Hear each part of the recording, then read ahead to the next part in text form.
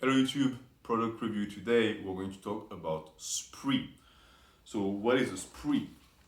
This is the name of the brand.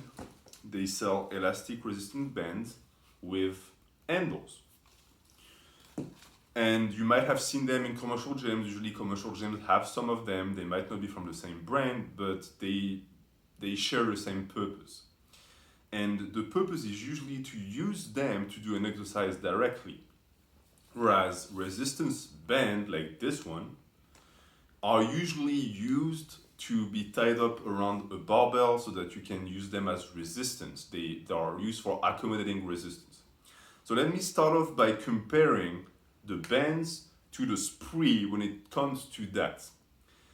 If you were to use these for accommodated resistance, I would always go with the band. Why?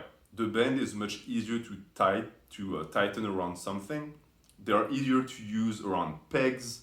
So if you have a power rack, it's much more convenient.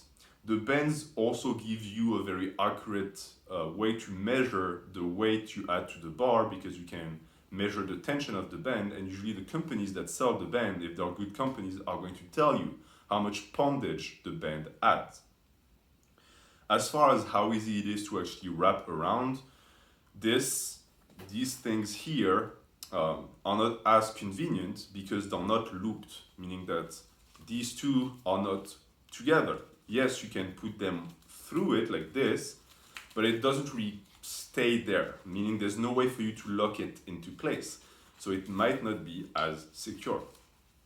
That being said, I have seen people use these SPRI on benches with pretty good success. And what they would do is they would take the SPRI, right?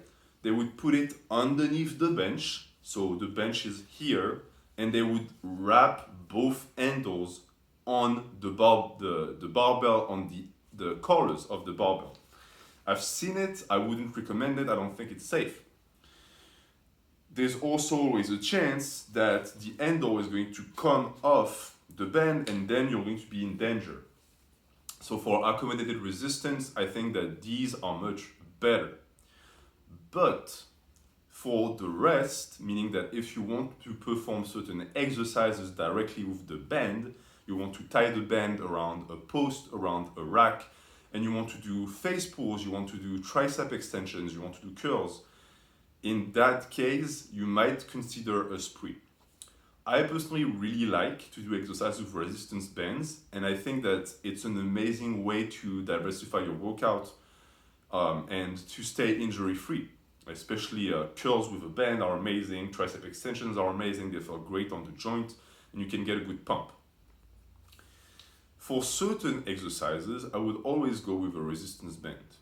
But the issue with this guy here is that when you're going to grab it, if you grab it inside the loop, or if you grab directly on the resistance band, you can't really manipulate the angle of the wrist, you can't really manipulate the grip, it's going to sit where it sits, where you grab it. With this, you can play around with it because the good thing with the handles is that they're very mobile. You can move them to side. The handle itself moves, it rotates. So I found that for moves like straight up resistance curls, where you're not going to tie it to anything, you're just going to stand on it, these are amazing. Overhead press especially feels great on this. Anything that's going to put some stress on the wrist, resistance bands are going to feel awful because they're going to sit in your hand, whereas you can actually grab the handles. So for overhead press, I really like these. For pull aparts, for shoulder dislocations, these are also great. One thing that you have to pay attention to with the SPRIs is that most websites are not going to tell you the poundage, but they're going to give you an arbitrary difficulty, meaning that the red might be moderately hard, the blue might be hard, and then the purple might be very hard. And you might be surprised because even these, the red ones, are already fairly tough. They are going to offer a ton of resistance.